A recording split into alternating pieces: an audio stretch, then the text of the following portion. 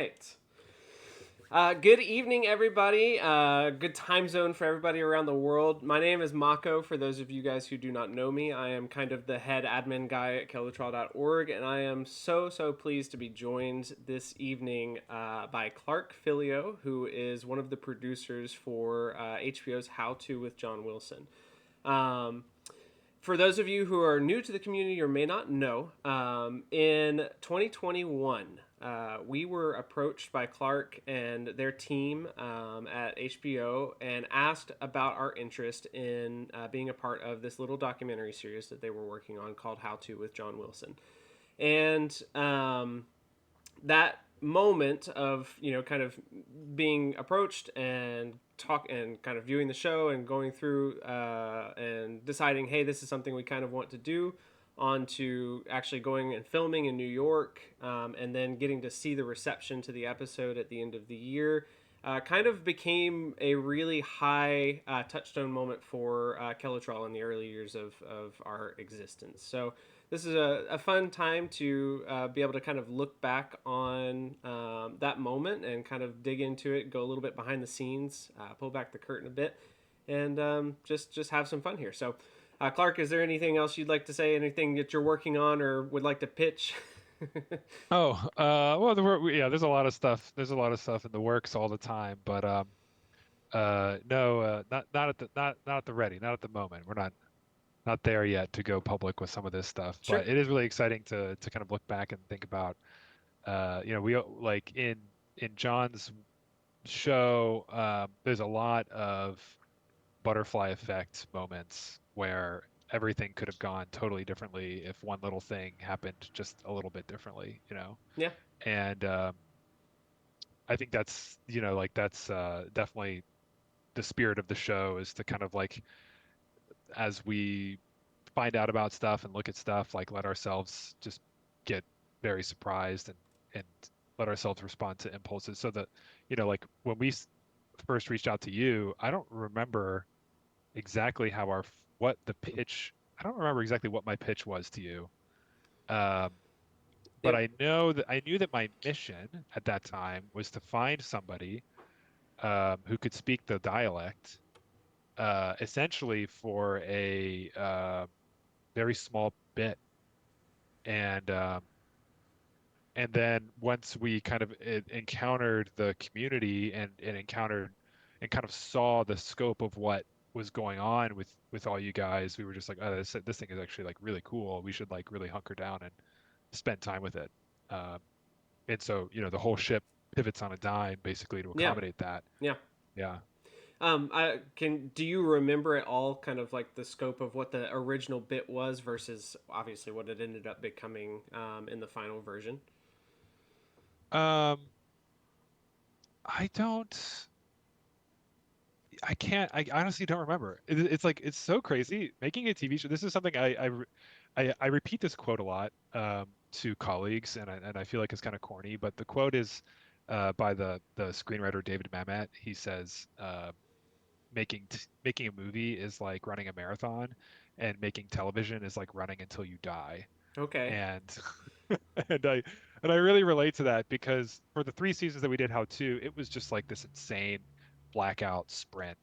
I mean, like, I'm sure there's notes somewhere that point out the original concept, but the way that the show comes together is like it's all being written, it's all being researched, it's all being produced, in some cases edited and shot all at the same time. Yeah.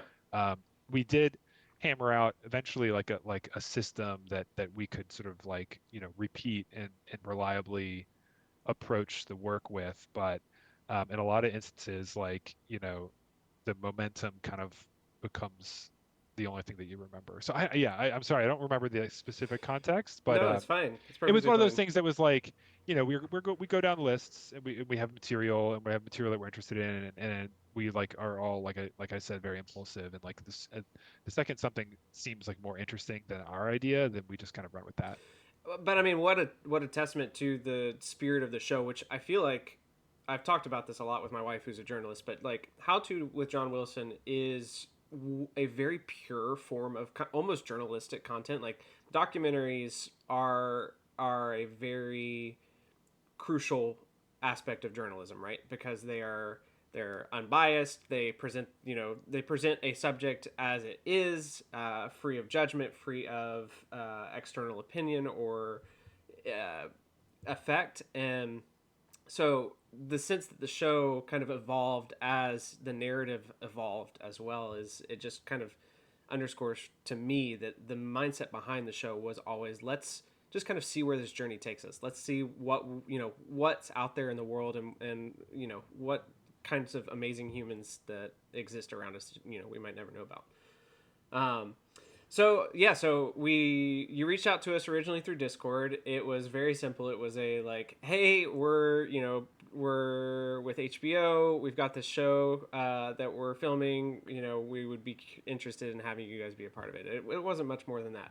And I remember I was working as a repair technician at the time, so I was out on the road whenever I saw that message initially, and somebody had forwarded it to me, and very quickly we set up a phone call. So you and I chatted kind of more in depth about the show, kind of what your pitch was for the kind of episode that we were going to be involved in, um, and I remember that we definitely wanted to take some time to kind of get familiar with the show. It was the first that I had heard of it.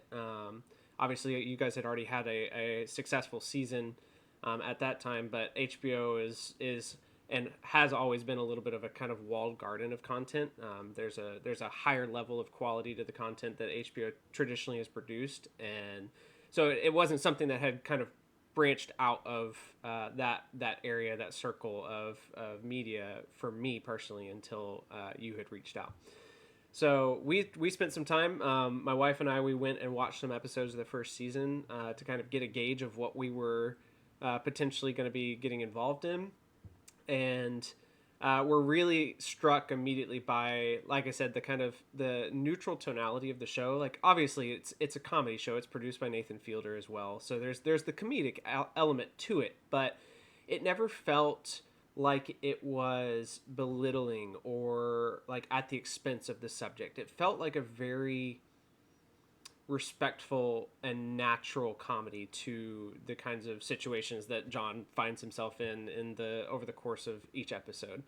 And so we said, hey, like this is something that we should do. We absolutely should do this. So yeah, from there we reached back out and said, yeah, let's go for it. And I think was there not at one point we were trying to involve a bunch of people in Europe as We well, were, and then yeah, COVID, and was it then COVID that COVID kind of happened. put the kibosh on that? It Yeah, that would have been was. Yeah. awesome. We were originally planning, I think there was a group of like 15 to 20 people we were trying to get to New Yeah. York, and COVID really did. God, it was right in the middle of COVID because we had to do everything. We had to do two tests. We had to make sure that we were masked up before production. Like it was a whole thing. What talk about that? What was it like? Obviously, that wasn't the case for the first season of the show. So, kind of, how did that impact the production of the second season and really make you guys have to kind of think about things differently? Interesting. Well, I'll first speak about the impact of the first season because COVID rolled around when we were in the edit. So we shot most of the first season in 2019, and we produced the pilot in, I think, also in 2019. Um, and then during the edit that we shut down in-person activities and went remote, Okay. um, which was kind of a strange moment. It was like a strange blow. In some ways, it was kind of nice. Um, but before that moment, we edit the TV show. It's like everybody goes to like an edit suite. It's Yeah. like a room Yeah. with like an editor, a big computer. Everybody like can sit on a couch, and it's like mostly John, really just like in there in the weeds. Nathan, um, as much as he can be, and then all of us kind of taking turns like weighing in. And then I think walking away from the in-person edit was was nice. I feel like there was a like this is like we had no idea like how to make a TV show before like in Yeah. season one. Yeah. Like we had professionals like working with us, but like John, it was certainly like a very new position for him, and I think the responsibility and the stress is very high, and so I think actually like being able to work from home was a nice respite from the grind.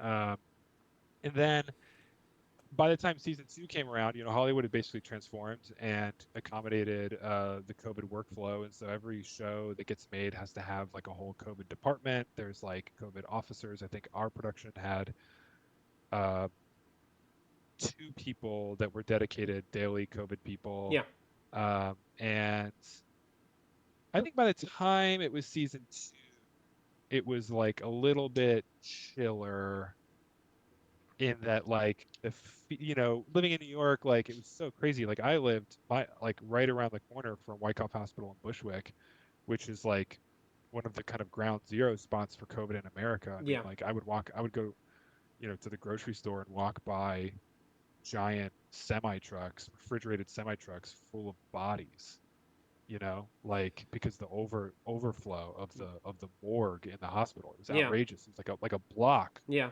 of semi trucks.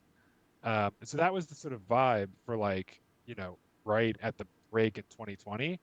And then by the time we were in production on 2022, it was like we had already gone through the sort of cycle of that summer, which was really crazy. And then the next year, and then I feel like I got COVID like twice by that time. Yeah. So like everybody's nerves, I think, were like kind of like way more relaxed about the whole thing. And, I think if we had our druthers, we would have just like free balled, no masks, done whatever, just because we were so sick of it. Yeah.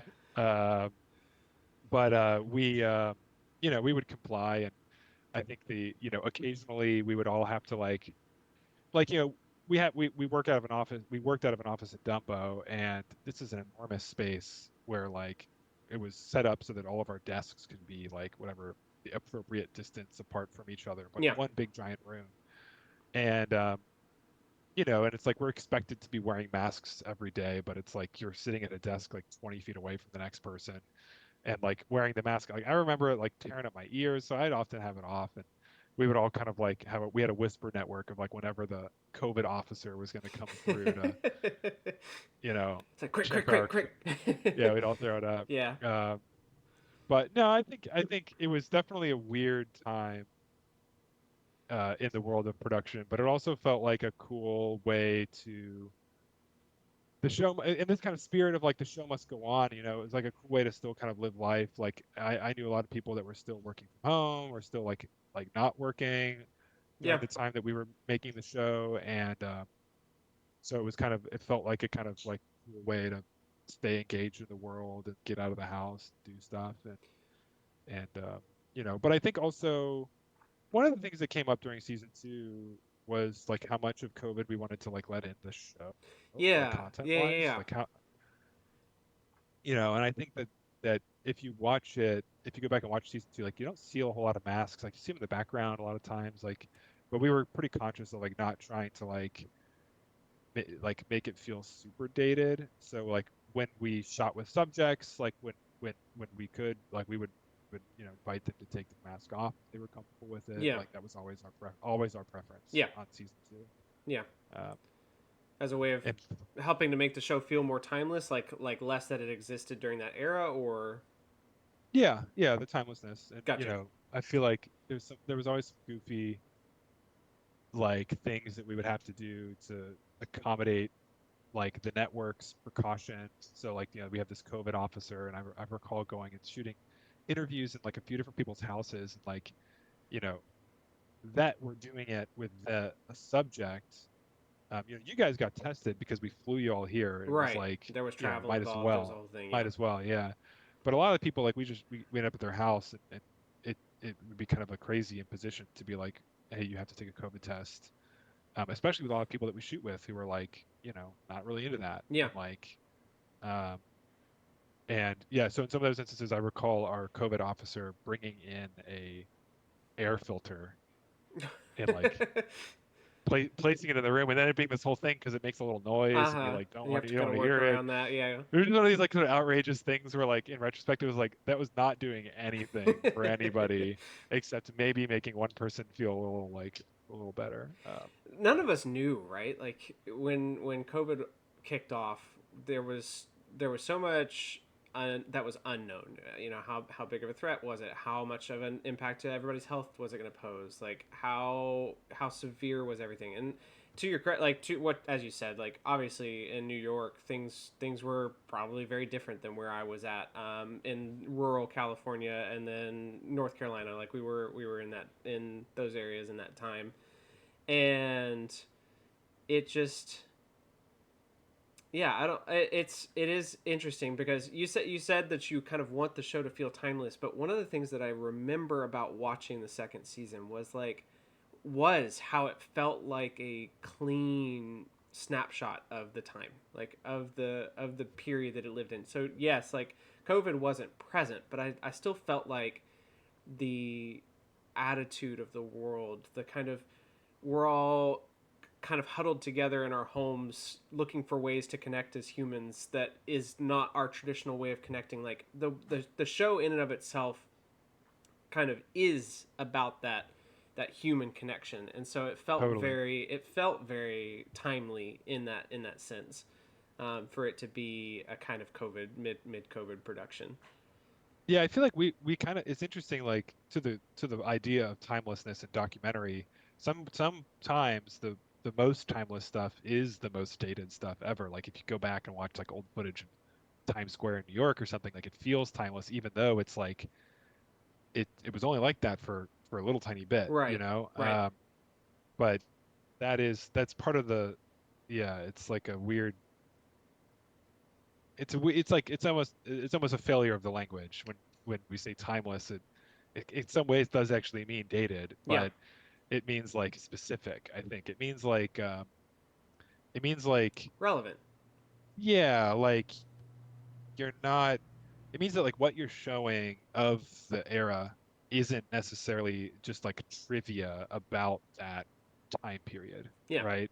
But that it's like something about that time period that we can still connect to today, um, even though we're only talking about a period of 5 years ago. It's Right. like it felt like so long ago. It It really does does. like it feels like a whole lifetime ago. It does. It does.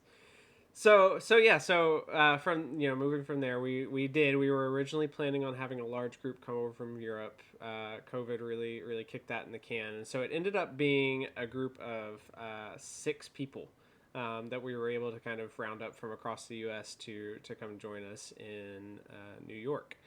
Um, and I'm not sure what you know about that group, but for a lot of us that was a first time meeting.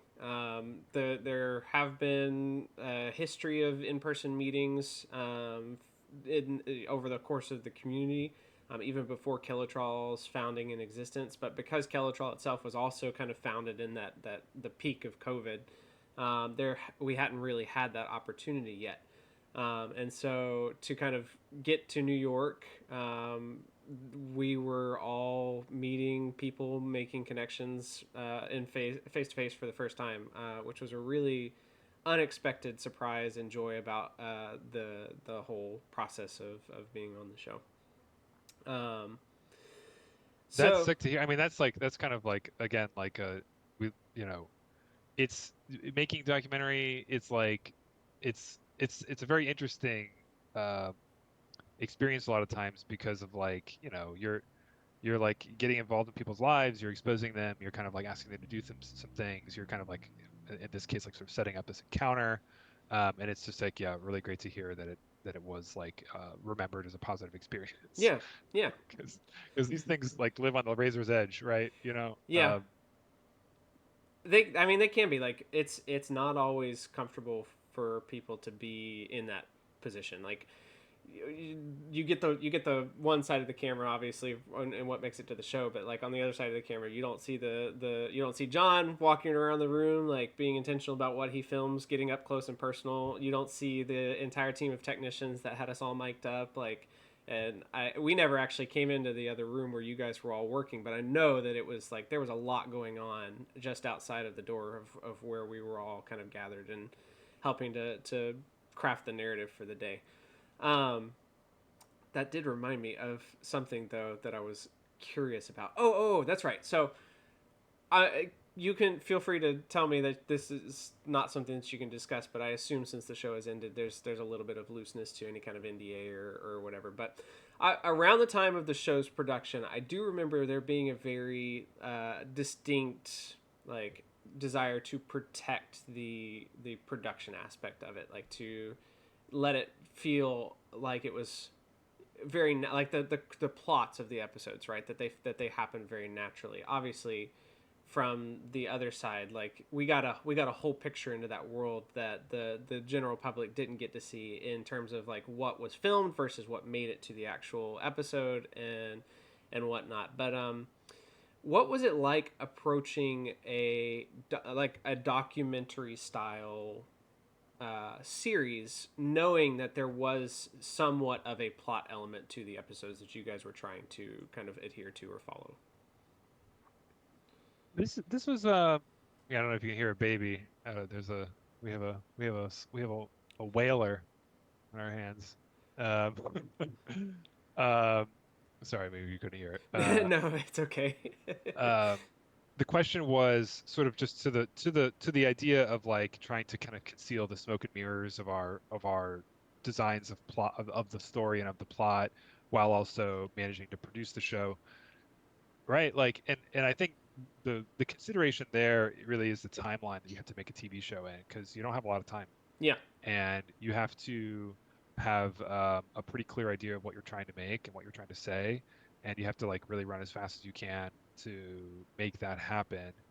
Um, it's a mix, you know, like there's times in the show when we were shooting that like stuff would work out beyond our wildest expectations and um, you know, it is as you see on the screen. Just what we show you is what happened, and that's how it happened. yeah, And then sometimes we do have to spike the punch a little bit. We do have to kind of rig the game. Um, and I think we were the only, I guess, the only kind of like feelings that maybe are complicated around that is just really, you know, just kind of like how to talk about it. I think John might struggle with it a little bit. I think like, you know, it's a little you don't it's really hard to tell what people like about the show, yeah, right? And there's a feeling of like if it ain't broke, don't fix it. So you don't want to give away anything that you don't have to, because you don't want to like potentially, you know, change somebody's feelings about it if they like it, and all of a sudden they might not like it if you know, they find out something about the production. So, sure, yeah, we don't have like a hard line policy. There's no like enforcement or whatever of like, you know, I think everybody who's worked on the show kind of feels comfortable like talking about their experiences and certainly all the subjects. I don't think we've ever gone I don't think we've ever reached out to anybody, and lots of people have like said stuff on social media and and things like that. I don't think we've ever kind of policed anybody talking about their experience. Would we? You know, there's certain circumstances that I can imagine us being like, hey, like maybe relax a little bit, yeah, you know. yeah, But it's hard to imagine those scenarios.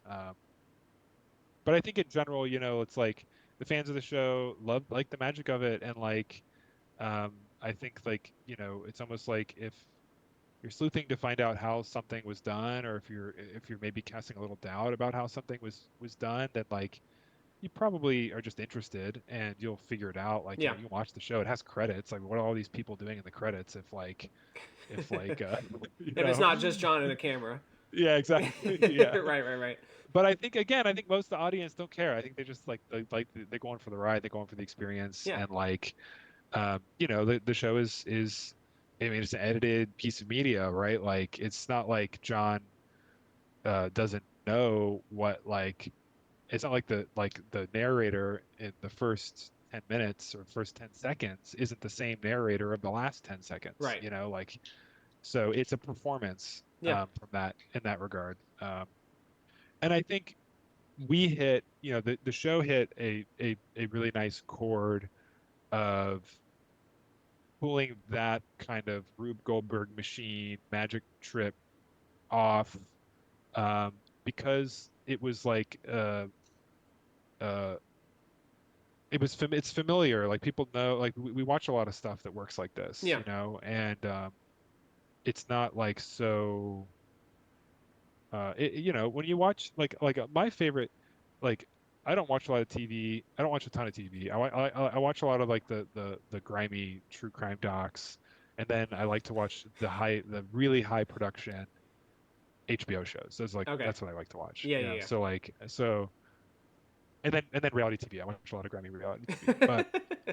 You and um, my wife would get along. when I watch the high production reality TV or high production HBO shows, like the last one, um, well, The Last of Us is out right now. I'm actually not caught up. Is that done? Last of Uh, Us is maybe done. I believe season 2 is done at this point. Yes, or it's And then very very close. yeah, what were we watching right before The Last of Us? I don't remember what the oh geez. Anyways, I watch those shows not because I like want to see what happens, but because I sort of want to see the magic, Yeah, yeah, Like I don't I'm not the plot of The Last of Us. It's a video game. It's like it's gonna be a TV show yeah, and some stuff is gonna happen. Um, but I'm there for the magic. I yeah, want to see the performance. I want to see the special effects. I want to see the production value. And I feel like that's kind of what How To did. It was like you watched the show, you like weren't sure what you were actually like getting into or what you were watching, but then somehow we kind of created that same feeling of magic that you get from those high production shows, but totally from a different angle. It's like, how does this like you're not expecting that degree of kind of like awestruck wonder and sort of like oh my gosh, like how am I even how am I here, yeah, that was sort of what we ended up chasing a lot. And yeah, yeah. Well, I don't know this, I've lost sight of the question, the but question was initially about the kind of behind the scenes like crafted element to the narrative, and I had an anecdote about that I'll just have to save for our little reunion panel shortly after this because I just got the notice that we're at 10 minutes on time because I don't have a Zoom license. But oh um, uh, I did want to take some time because I haven't, obviously had a chance to talk to you guys or congratulate any of you about the show's reception. Obviously, we got to see kind of the reception to our own episode, but we didn't get to see y'all the reaction that you all got to have to the show becoming an Emmy nominated and I believe an Emmy award winning show for the second season. Is that right? no, just nominated. It we was never just we never nominated. won That's right, we won a bunch of other awards, but not Emmys. but Yeah. not Emmys. Yeah. Well, it was an Emmy nominated show, which is obviously a very high bar for something that I think surprised a lot of people. Um, this humble little documentary comedy show, docu comedy. What was that? What was that like? What was it like to see your work rewarded in that kind of way? It was a trip. I mean, it continues to be a trip. Like, we've been talking about COVID. That was like definitely a strange component of the success of the show. Like, um, this show was a banger, in a lot of ways, and we were still sort of like in this tiny little world of like just seeing the same people over and over again. And so it wasn't really until the last couple years, honestly, that the sort of like real feeling of um, having an audience like has kind of hit. Yeah, But no, I mean it's been great. I think the audience is very supportive. The audience is very like understands the show. I think that's really important for us.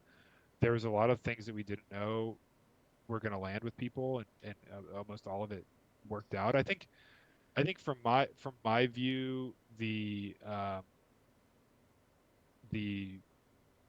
I look back at the experience of producing the 3 seasons as really like a learning experience, and like my gratitude is kind of towards sort of like what having that playground really to figure out a bunch of stuff and yeah, like figure out how to make stuff in a new way. And this is we're in a different entertainment industry today. yeah. And How To with John Wilson could not be made today. You think? The Absolutely the in just the span, we again, like I mentioned, did the pilot of 2019. Mm-hmm. I mean, with the writer with COVID and then the writer strikes, like the entire industry has completely transformed, and the way that the streamers operate now is totally different. Like the way everything, you're not going to see another show like How To nearly as experimental Yeah. as the show How To on HBO. I went and did another HBO series after How To. I did this show called It's Florida Man. Oh, Just finished okay. working on the second season. Yeah, Okay. broad comedy, Yeah. and that's that's kind of what is. that's what's getting made. You know, it's not. It's. I've been also involved in a lot of pitching. I've been involved in a lot of development stuff for really cool, but also very kind of weird and experimental projects. And they don't go anywhere. It's like a weird time. It's like How Yeah. To became this huge success, and in the world of documentary development is bandied about as the number one thing to compare yourself to, right? Hmm. Like if you have a series or a pitch or something, like 9 times out of 10, if it's a documentary and you're pitching to somebody, you're going to say it's going to be similar in some way to How To with John Wilson. It's the number one comp. Um, and yet, those, the projects that are actually like, share DNA with the show, really struggle to go anywhere. Yeah. So, I think about it and I just think like it was a blessing. It was a insane, right place, right time opportunity to make a show in highly unusual circumstances and to Yeah. connect with an audience that would otherwise be kind of left adrift. I don't know. There's not stuff like this for people. It's like I don't know what the How To audience is watching. I guess they're watching Nathan's stuff, and I they're watching guess. they're watching like Office Hours, Tim and Eric. Yeah. Maybe they're watching Louis Theroux. I don't know. Yeah. Uh, we feel on the opposite end of it. Obviously, we feel the same way about it, kind of being this right place, right time, kind of scenario. Because there was so much about it. Like there was who who was going to respond first? Was the plot that you guys were looking for going to work out? Were we going to be able to get everybody in the same room because of COVID? Like there was so much that kind of fell into place to make this whole experience happen and become such a memorable and treasured part of our community's history that um, it's fun to hear that that was on both sides. It feels very Yeah, much like a once in a lifetime kind of moment. it was. It totally was. That's how I remember it. I mean, that's. I don't think there's any mincing words about that. It's a very special and very weird thing that happened, and we were all part of Yeah, we were it. brothers in weird for sure. Yeah. Well, Clark, like I said, unfortunately, when we're not in our main season production, I'm not paying for a Zoom license, so we're almost out of time. But I do greatly appreciate you taking some time to kind of reminisce Yeah, about the man. show. And Yeah, really glad you reached out, and you'll have to let us know if you're ever in New York. yeah, for sure. Actually, we're gonna be in New York. I'll text you about this later. I'm not gonna Oh, say great. this on the live stream, but we are gonna be in New York later this year. So Oh, maybe fantastic. an Looking forward opportunity to. catch up over coffee or something. Yeah. But yeah, so from myself and everybody at Kelutral, we're gonna go and chat. The six of us, or one of them is sick and can't join, but most of us who were on the show are gonna kind of go chat about our own experience in the community with people, and then we're also gonna show the episode of the show for those who haven't seen it. So more to come this evening. Thank you again, and we'll talk soon. Oh yeah, I'm gonna tune in. It's on. We're on It's Twitch, right? it yeah, Yeah, we yeah. are on Twitch, and the VOD will be up on Twitch, and then it'll also be on. Oh, sorry, this next part won't be on Twitch. We'll move internally to the Discord at this point, just because I don't Oh, want to get cool. in issues with any copyright licensing or whatnot. Oh You yeah, know how it because you're is. doing the episode. Yeah, yeah. Boy, I wish I could help out with that. It's one of those. But It's one of those you shames. did at one point have a Discord account because you definitely reached out to us through the Discord. So if Oh you yeah, if you I'm find on your way Discord. back in, then you're welcome to continue to join in the festivities this evening. All right. All All right. right. Yep. Great to see you. Yeah, of Talk to course. you soon. Have a good evening.